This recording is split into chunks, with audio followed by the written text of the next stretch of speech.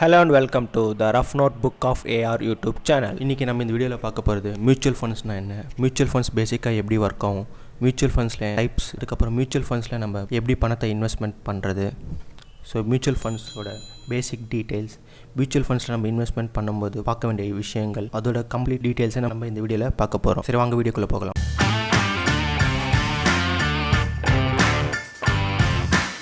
So இந்த வீடியோவில் நம்ம பார்க்க போகிறது மியூச்சுவல் ஃபண்ட்ஸ்னால் என்ன, டைப்ஸ் ஆஃப் மியூச்சுவல் ஃபண்ட்ஸ், லம்சம்னா என்ன, எஸ்ஐபினா என்ன, ஃபண்டு மேனேஜரோட ரோல் மியூச்சுவல் ஃபண்ட்ஸில் எப்படி இருக்கும், எக்ஸ்பென்ஸ் ரேஷியோ அப்படின்ற என்ன, எக்ஸிட் லோடு அப்படின்றது, இந்த டீட்டெயில்ஸ்லாம் இந்த வீடியோவில் நம்ம தெரிஞ்சுக்க போகிறோம். ஸோ மியூச்சுவல் ஃபண்ட்ஸ் அப்படின்றது ஒரு ஃபண்ட் ஹவுஸ்.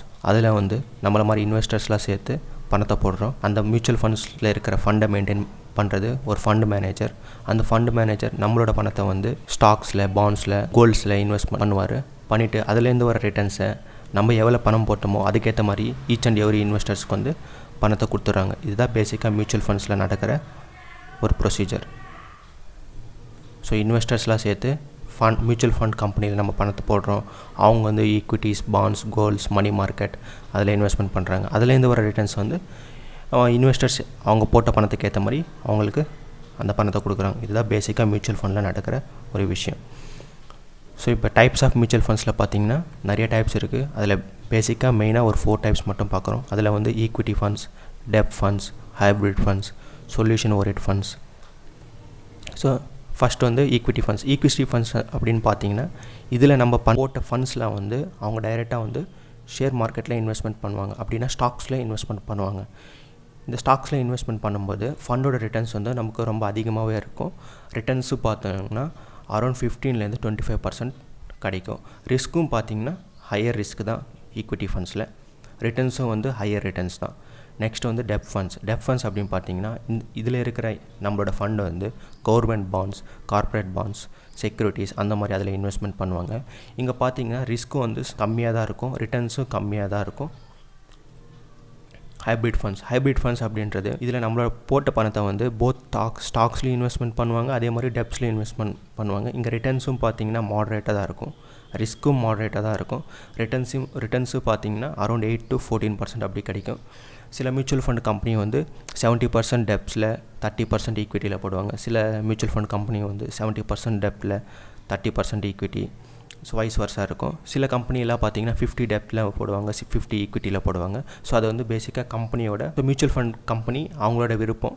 ஸோ சில மியூச்சுவல் ஃபண்ட் கம்பெனி 70% ஸ்டாக்ஸில் இன்வெஸ்ட்மெண்ட் பண்ணுவாங்க, ரிமைனிங் 30% டெப்டில் இன்வெஸ்ட்மெண்ட் பண்ணுவாங்க.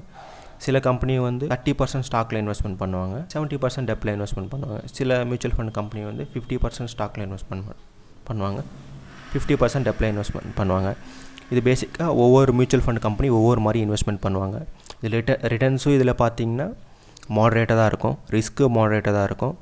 ரிட்டர்ன்ஸ் பார்த்திங்கன்னா அரௌண்ட் 8-14% கிடைக்கும். Solution orient funds similar to hybrid funds மாதிரி தான். இதுலேயும் ரிஸ்க்கு மாடரேட்டாக இருக்கும், ரிட்டர்ன்ஸும் 10-14% கிடைக்கும்.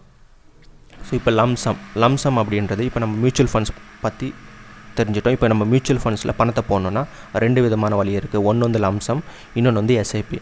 லம்சம் அப்படின்றது நம்மக்கிட்ட இருக்கிற பணத்தை சிங்கிள் டைம் நம்ம ஒரு மியூச்சுவல் ஃபண்டில் இன்வெஸ்ட்மெண்ட் பண்ணுறது, அதுதான் லம்சம். இப்போ என்கிட்ட ஒரு 10,000 இருக்குன்னா நான் அந்த 10,000 எடுத்துன்னு போய் ஒரு மியூச்சுவல் ஃபண்ட் கம்பெனியில் போட்டுறேன். அதுதான் ஒன் டைம் இன்வெஸ்ட்மெண்ட்னா லம்சம் அப்படின்னு சொல்லுவோம். எஸ்ஐபின்றது சிஸ்டமேட்டிக் இன்வெஸ்ட்மெண்ட் பிளான். இதுதான் எஸ்ஐபியோட ஃபுல் ஃபார்ம். எஸ்ஐபின்றது நம்ம monthly certain amount mutual fund கம்பெனியில் போடுறது. எஸ்ஐபின்றது 100 ரூபாயிலேருந்து ஸ்டார்ட் ஆகுது. ஒவ்வொரு மியூச்சுவல் ஃபண்ட் கம்பெனி ஒவ்வொரு மாதிரி வச்சுருப்பாங்க. சில மியூச்சுவல் ஃபண்ட் கம்பெனி அவங்களோட மினிமம் எஸ்ஐபின்றது 100 வச்சுருக்காங்க. சில மியூச்சுவல் ஃபண்ட் கம்பெனி 500, சில மியூச்சுவல் ஃபண்ட் கம்பெனி 1000 அப்படின்னு இருக்குது. நீங்கள் லம்சமில் பார்த்தீங்கன்னா மினிமம் இன்வெஸ்ட்மெண்ட்டே நீங்கள் 5,000 பண்ண வேண்டியதாக இருக்கும்.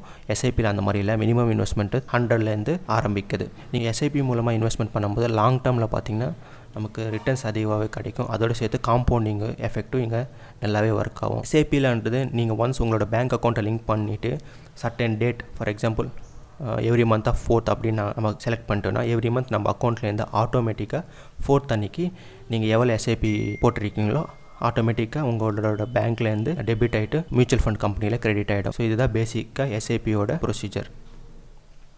ஃபண்டு மேனேஜர் இதுக்கு முன்னாடி நம்ம வீடியோவில் சொன்ன மாதிரி மியூச்சுவல் ஃபண்ட் கம்பெனி இருக்குது. அந்த கம்பெனியில் நம்மளோட பணத்தை வந்து மெயின்டைன் பண்ணுறது ஃபண்ட் மேனேஜர். ஸோ அதுதான் ஃபண்ட் மேனேஜரோட ரோல்.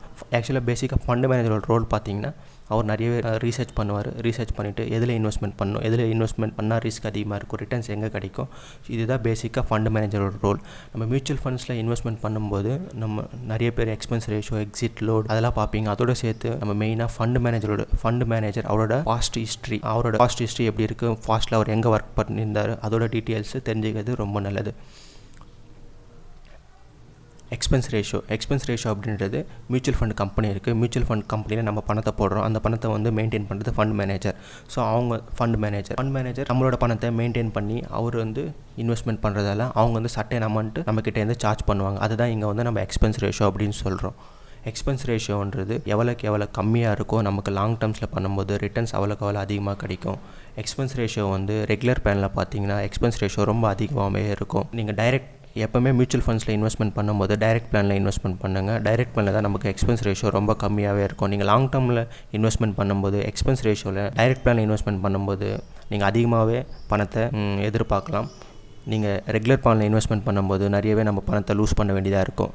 ஃபார் எக்ஸாம்பிளுக்கு நம்ம ஒரு 10,000 வந்து மியூச்சுவல் ஃபண்ட்ஸில் இன்வெஸ்ட்மெண்ட் பண்ணுறோன்னு வச்சுக்கோங்க. அதில் வந்து எக்ஸ்பென்ஸ் ரேஷியோ 1.5% அப்படின்னா நீங்கள் எவ்ரி இயர் வந்து 150 rupees நீங்கள் வந்து எக்ஸ்பென்ஸ் ரேஷியோவாக அந்த ஃபண்டு கம்பெனிக்கு கொடுக்க போகிறீங்க. ஏன்னா நம்மளோட அக்கௌண்ட்டை அவங்க மெயின்டைன் பண்ணுறதுக்காக தான். இதுதான் பேசிக்காக எக்ஸ்பென்ஸ் ரேஷியோ அப்படின்றது. எக்ஸ்பென்ஸ் ரேஷியோ 1.5% அப்படின்றது உங்களுக்கு ரெகுலர் பிளானில் தான் வந்து 1க்கு மேலே எக்ஸ்பென்ஸ் ரேஷியோ இருக்குது. நீங்கள் டைரக்ட் பிளானில் பார்த்தீங்கன்னா எக்ஸ்பென்ஸ் ரேஷியோ ரொம்ப கம்மியாகவே இருக்கும். நீங்கள் எப்போவுமே இன்வெஸ்ட்மெண்ட் பண்ணும்போது டைரக்ட் பிளானில் தான் இன்வெஸ்ட்மெண்ட் பண்ணுறது நல்லது. எக்ஸிட் லோட் அப்படின்றது மியூச்சுவல் ஃபண்ட் கம்பெனியில் வந்து என்ட்ரி லோடு எதுவுமே இல்லை. எக்ஸிட் லோடு அப்படின்றது நம்ம ஒரு மியூச்சுவல் ஃபண்ட் கம்பெனியில் வித்தின் டைம் பீரியடுக்குள்ளே அவங்க சொன்ன வித்தின் டைம் பீரியடுக்குள்ளே இல்லாமல் நம்ம முன்னாடியே எக்ஸிட் ஆகிட்டோன்னா 10% ஆஃப் அமௌண்ட் வந்து அவங்களுக்கு நம்ம பே பண்ணிவிட்டு வர வேண்டியதாக இருக்குது. நிறைய மியூச்சுவல் ஃபண்ட் கம்பெனியில் நீங்கள் பார்த்தீங்கன்னா 12 months அப்படின்னு ஒன்று இருக்கும். 12 monthsக்கு முன்னாடியே நீங்கள் அமௌண்ட்டை ரீடீம் பண்ணிட்டீங்கன்னா 10% ஆஃப் அமௌண்ட்டை வந்து நீங்கள் மியூச்சுவல் ஃபண்ட் கம்பெனிக்கு பே பண்ண வேண்டியதாக இருக்கும். ஒன்ஸ் நீங்கள் 12 months சக்ஸஸ்ஃபுல்லாக கம்ப்ளீட் பண்ணிட்டீங்கன்னா அதுக்கப்புறம் நீங்கள் எந்த எக்ஸிட் லோடு கம்பெனிக்கு பே பண்ணி தேவையில்லை. நிறைய மியூச்சுவல் ஃபண்ட் கம்பெனி வந்து 12 months தான் வச்சுருக்காங்க. சில மியூச்சுவல் ஃபண்ட் கம்பெனியில் வித்தின் 3 days அப்படின்னு கூட இருக்குது. ஸோ பேசிக்காக நீங்கள் ஒரு மியூச்சுவல் ஃபண்ட் கம்பெனியில் இன்வெஸ்ட்மெண்ட் பண்ணும்போது expense ratio, exit load, fund மேனேஜரோட ஹிஸ்ட்ரி, அதுக்கப்புறம் அந்த மியூச்சுவல் ஃபண்டோட பாஸ்ட் பர்ஃபார்மன்ஸ், அதுக்கப்புறம் அவங்க அந்த மியூச்சுவல் ஃபண்டோட கம்பெனியில் எந்த செக்டாரில் அவங்க அதிகமாக இன்வெஸ்ட்மெண்ட் பண்ணுறாங்க, அவங்களோட டாப் 50 ஹோல்டிங்ஸ், இதெல்லாம் நம்ம ஒரு தடவை பார்த்து தான் நம்ம மியூச்சுவல் ஃபண்ட்ஸில் இன்வெஸ்ட்மெண்ட் பண்ண வேண்டியதாக இருக்கும்.